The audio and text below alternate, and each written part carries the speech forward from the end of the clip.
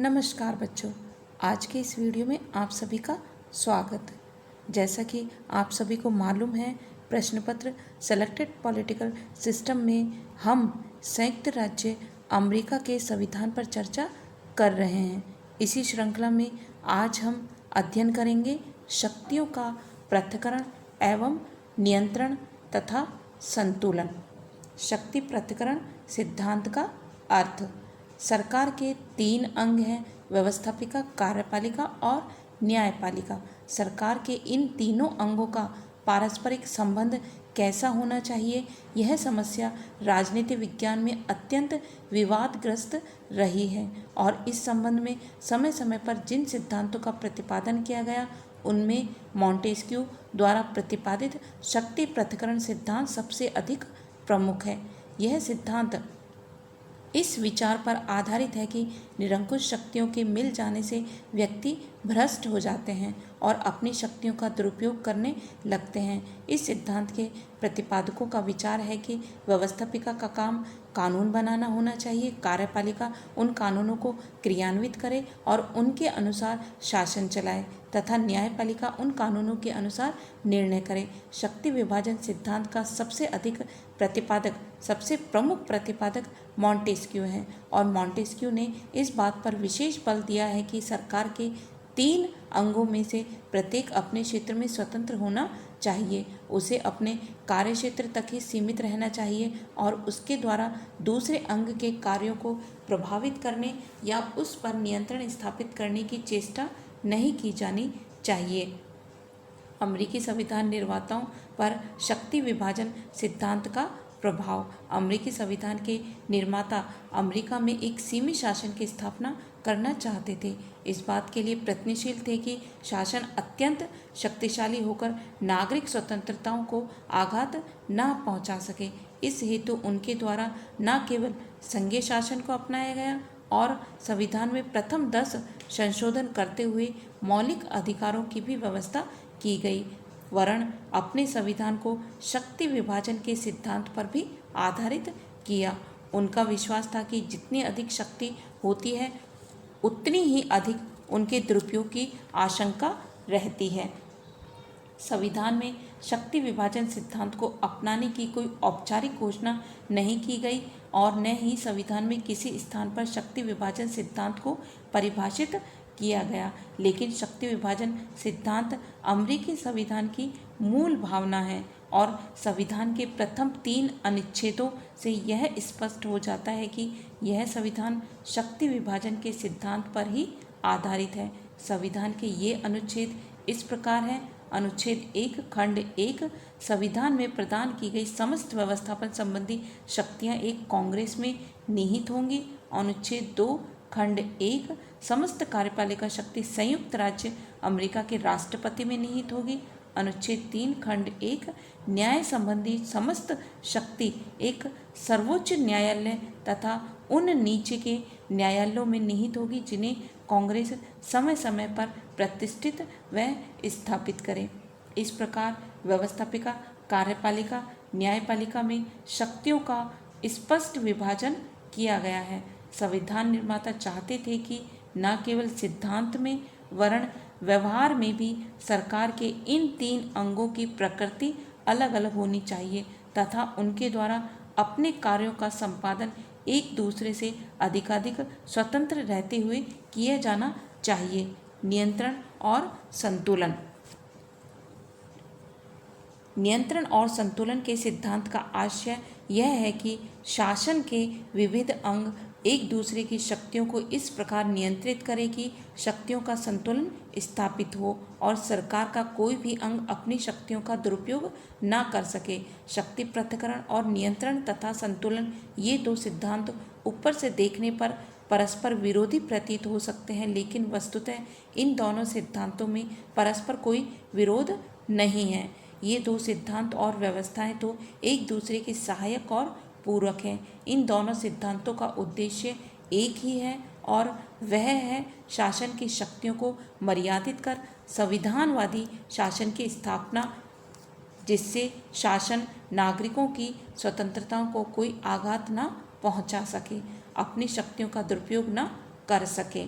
संविधान निर्माताओं द्वारा यह सोचा गया था कि सभी शक्ति विभाजन के सिद्धांत को पूरी सीमा तक अपनाने पर शासन का प्रत्येक अंग अपने निश्चित क्षेत्र में असीमित शक्तियां प्राप्त कर शक्ति का दुरुपयोग कर सकता है। अतः उनके द्वारा यह निश्चित किया गया कि तीनों अंगों की शक्तियां अलग अलग करने के साथ साथ ऐसी व्यवस्था कर दी जाए कि एक अंग दूसरे अंग को नियंत्रित करता रहे और ऐसा शक्ति संतुलन स्थापित कर दिया जाए कि कोई भी अंग बहुत अधिक शक्तिशाली न हो सके।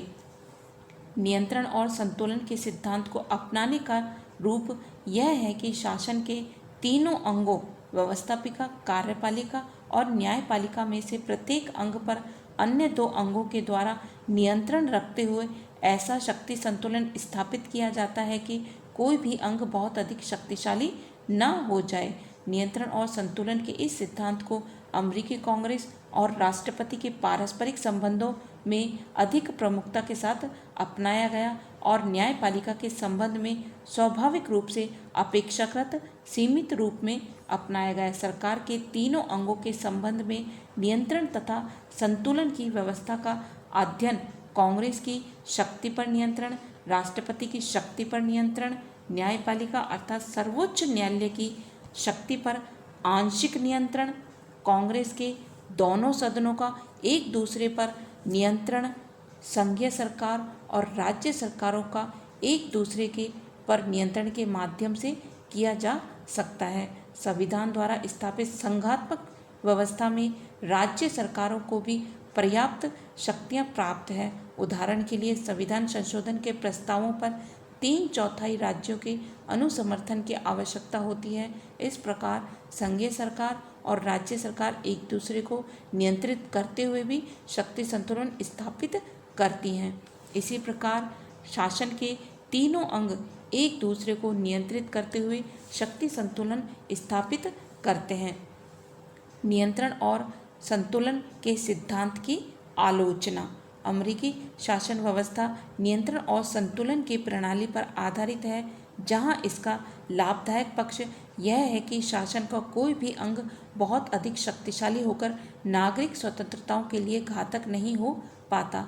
वहां इसका एक अन्य पक्ष भी है जिसके कारण इसकी आलोचना की जाती है। प्रथम, शक्ति विभाजन और नियंत्रण तथा संतुलन के सिद्धांत के कारण अमेरिकी शासन व्यवस्था में एकता का अभाव है। इंग्लैंड की शासन व्यवस्था के अंतर्गत प्रधानमंत्री को पूरे शासन के लिए उत्तरदायी ठहराया जा सकता है, परंतु अमेरिका में किसी एक अंग को पूरे शासन के लिए उत्तरदायी नहीं ठहराया जा सकता। एक विशेष समय पर उत्पन्न कुव्यवस्था के लिए राष्ट्रपति और कांग्रेस एक दूसरे पर उत्तरदायित्व डालने का प्रयत्न कर सकते हैं। द्वितीय, नियंत्रण और संतुलन के कारण अनेक बार राष्ट्रपति और कांग्रेस के बीच पारस्परिक विरोध की स्थिति उत्पन्न हो जाती है। यह स्थिति विशेष तौर पर उस समय देखने में आती है जबकि राष्ट्रपति एक राजनीतिक दल का हो और कांग्रेस के दोनों सदनों में दूसरे राजनीतिक दल को बहुमत प्राप्त हो। शक्ति विभाजन और नियंत्रण तथा संतुलन सिद्धांत का प्रभाव भी कम होना यह इस बात की ओर संकेत करता है कि वर्तमान समय में अमेरिकी शासन व्यवस्था के अंतर्गत शक्ति संतुलन और नियंत्रण तथा संतुलन के सिद्धांत का प्रभाव पर्याप्त सीमा तक कम हो गया है। इस सिद्धांत के प्रभाव को कम करने वाले तत्व इस प्रकार हैं। प्रथाएं। 20वीं सदी में ऐसी कुछ प्रथाओं का विकास हुआ जिनसे नियंत्रण तथा संतुलन के सिद्धांत का प्रभाव कम हो गया। ये प्रथाएं हैं सीनेटीय शिष्टता, अवकाश नियुक्तियों की प्रथा और कार्यपालिका समझौतों की प्रथा। राजनीतिक दल। राजनीतिक दलों के विकास के कारण शासन के तीनों अंगों में सहयोग की भावना पैदा हो गई है और शासन की शक्ति पर नियंत्रण कमजोर हो गए हैं। यह भावना विशेष रूप से उस समय विद्यमान रहती है जब राष्ट्रपति उसी दल से जुड़ा होता है जिसे कांग्रेस के दोनों सदनों में बहुमत प्राप्त होता है, लेकिन उस समय राष्ट्रपति की कठिनाइयां बढ़ जाती हैं जब कांग्रेस में विरोधी दल का बहुमत होता है। राष्ट्रपति का नेतृत्व। इन सब के अतिरिक्त आज अमेरिका की शासन व्यवस्था और अमेरिकी राष्ट्रपति का नेतृत्व स्थापित हो गया है। रेडियो, टेलीविज़न और प्रेस सम्मेलनों आदि के माध्यम से अमेरिकी राष्ट्रपति अमेरिकी जनता के साथ सीधा जुड़ गया है। यदि राष्ट्रपति प्रभावशाली व्यक्तित्व वाला है तो वह अमेरिकी जनता से सीधे अपील करते हुए कांग्रेस तथा कुछ सीमा तक तो सर्वोच्च न्यायालय को भी प्रभावित कर सकता है। व्यवहार में देखा गया है कि आपातकाल में तो शक्ति विभाजन और नियंत्रण तथा संतुलन का सिद्धांत लगभग पूर्णतया ही समाप्त हो जाता है और समस्त शासन तंत्र पर राष्ट्रपति का निर्विवाद नेतृत्व स्थापित हो जाता है। इस प्रकार सामान्य काल में शक्ति विभाजन तथा नियंत्रण और संतुलन सिद्धांत प्रभावित होते हैं।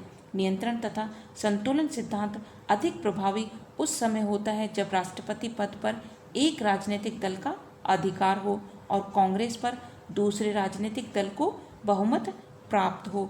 इस संबंध में मुनरो ठीक ही लिखते हैं कि परंपराओं द्वारा नियंत्रण और संतुलन की प्रणाली पारस्परिक उत्तरदायित्व में बदल गई है। साथ ही यद्यपि शक्ति विभाजन का सिद्धांत अमेरिकी संवैधानिक सिद्धांत के रूप में चल रहा है और अमेरिकी सरकार द्वारा व्यवहार में उसे सामान्यतया मान्यता दी जाती है, परंतु जब संकट काल आता है तब इसे शीघ्र और समर्थ कार्रवाई के मार्ग में बाधक नहीं होने दिया जाता।